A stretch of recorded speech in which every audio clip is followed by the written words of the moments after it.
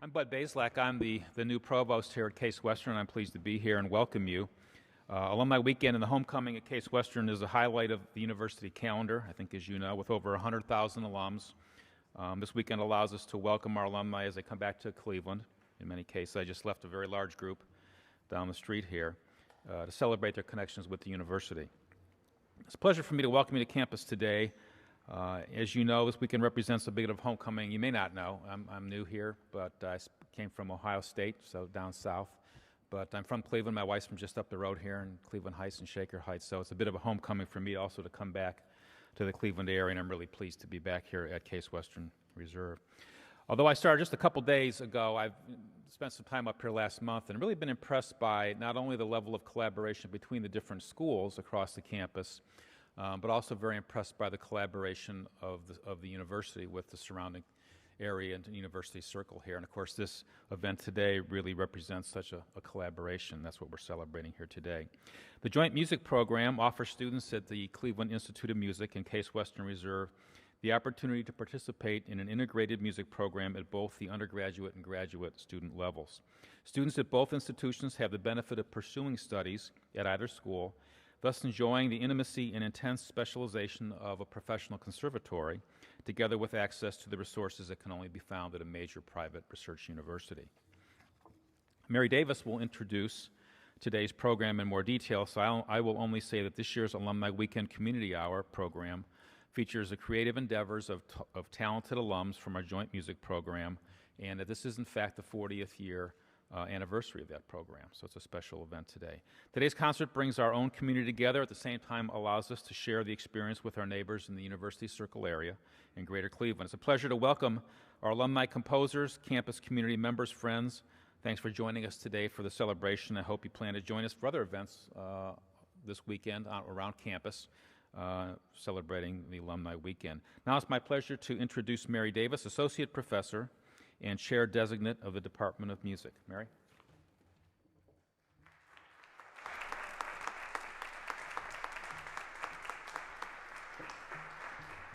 Hello, everyone. Welcome. It's a pleasure to see you all here this afternoon for the kickoff event of the celebrations marking the 40th anniversary of the joint music program that links Case Western Reserve University and the Cleveland Institute of Music. As Alumni Weekend begins here on campus, we are delighted to celebrate the first ever reunion of students in the joint music program. And it's so great to see all of you here in one place for this occasion. The joint music program, as many of you know, provides an extraordinary opportunity for students at both institutions to take advantage of the intellectual resources of a major research university and to have the expertise of musicians affiliated with one of the nation's top conservatories. In bringing these all too often separated worlds together, we provide an educational experience that cuts across boundaries to emphasize the importance and inherent integration of intellectual inquiry and musical expressiveness.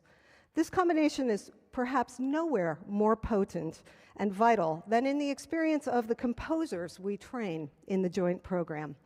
And this afternoon's concert, devoted to performances of their works, provides a sampling of the rich results. In the next hour and a half or so, we'll hear works reflecting a diversity of styles and approaches, composed by a range of joint program graduates, from William Neil, class of 77 and 79, to Hunter Ewan, who earned his dual degree in music and mechanical engineering in 2007.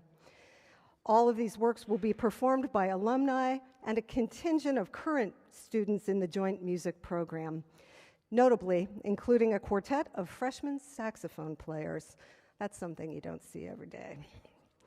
We're, of course, grateful to all the composers and performers who have made the effort to be with us today. Some of them have come from great distances. And we owe a special debt to current CIM composition student Mike Bratt, who helped with the organization of today's program. This is, as I mentioned, only the start of our jam-packed weekend musical celebration. We hope that you'll join us for the remaining events, and I'll just run through a couple of them for you. They include an open house and a tour at the Cleveland Institute of Music this afternoon from 4 to 6, a CIM faculty recital in Mixon Hall. For those of you who haven't been there yet, you're going to be blown away by the new hall.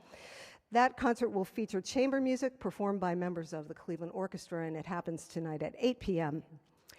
Tomorrow, the musical feast continues with an all-day festival of performances at CWRU, CIM, and over at the Cleveland Museum of Art.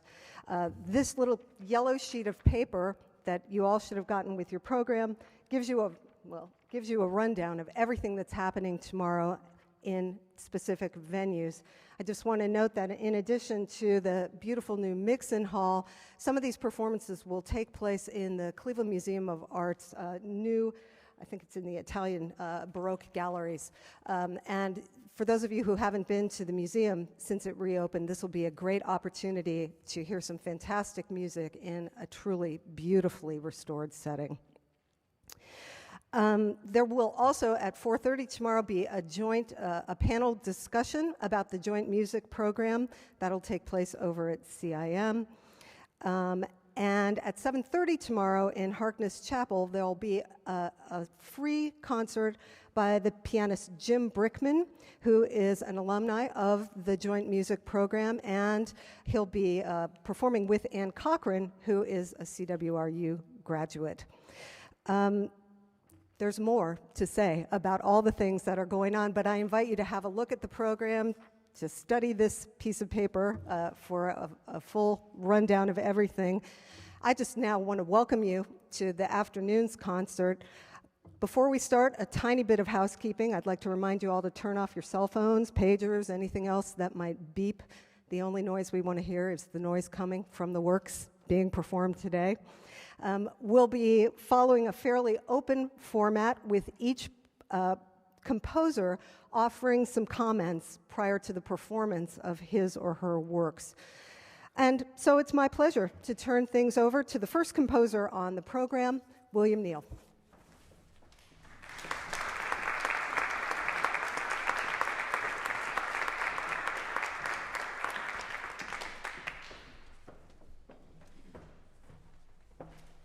Thank you, Mary, Kitty, and Ross. I am actually delighted to be here. I've been on an incredible musical journey myself, but it all started here. So this concert is not insignificant. Actually, it has, speaks a great deal to my origins of being impassioned by music, scholarship, and to come back. This is actually my second visit back since I graduated. But this is the most remarkable to see all these changes that have happened. So I'm glad to be here. I want to talk a little bit about my piece, Night Mantra. This piece is all about synchronicity. It truly speaks about my joy in composing, the delight of creating synchronicities, spontaneous, magical, or otherwise. But there's a remarkable parallel in composing, and that is truly synchronization in events that truly connect with our lives, our own stories, and the story of mankind. There are two events that occurred relatively in the same period of time at the end of World War II. One was the remarkable courage of a young woman, Anne Frank, living in hiding to avoid the shadow of death that was being pursuing her. Towards the end of her time in the annex, as it was called, she yearned so strongly to see the night sky again. And there's a wonderful passage in her diary that inspires me, and I'll read it in a minute. But this was a moment that she was able to, undetected, leave the top floor of the annex and see the night sky face to face.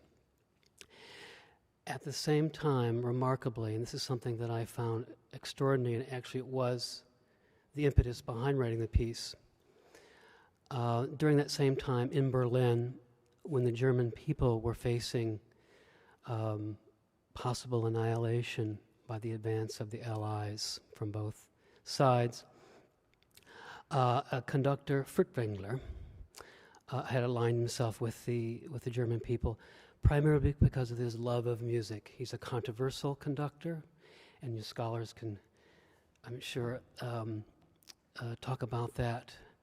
But he was truly devoted to the music. In the end of the war, he produced a series of concerts while the city was being attacked in Berlin.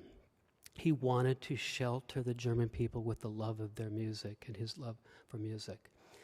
There was a series of recordings, archival recordings that were made that surfaced in the 70s. Deutsche Grammophon produced these. I got my hands on this, and I was looking for a particular concert that coincided with a particular entry in Anne Frank's diary, the week of June 13th, 1944, and I found one. He conducted Bruckner's Symphony in E minor at one of those concerts. I took that recording and I sampled a section of it that to me particularly evoked the dark shadow that was permeating the people, the minds, the spirits in the country during that time. And I created in my studio what I call a mantra with that sound. That is the sonority that I use as a background in this piece for the violin to express the thoughts of Anne Frank, and I'll read from her diary.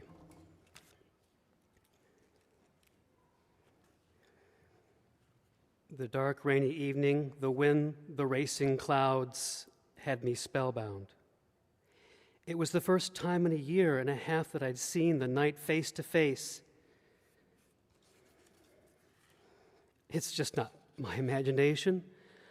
Looking at the sky, the clouds, the moon, and the stars really does make me feel calm and hopeful. I'm delighted to have Erica Ward, a recent graduate and director of 5-1, the contemporary ensemble here in Cleveland, the Cleveland premiere of my piece, Night Mantra. Please welcome Erica Ward.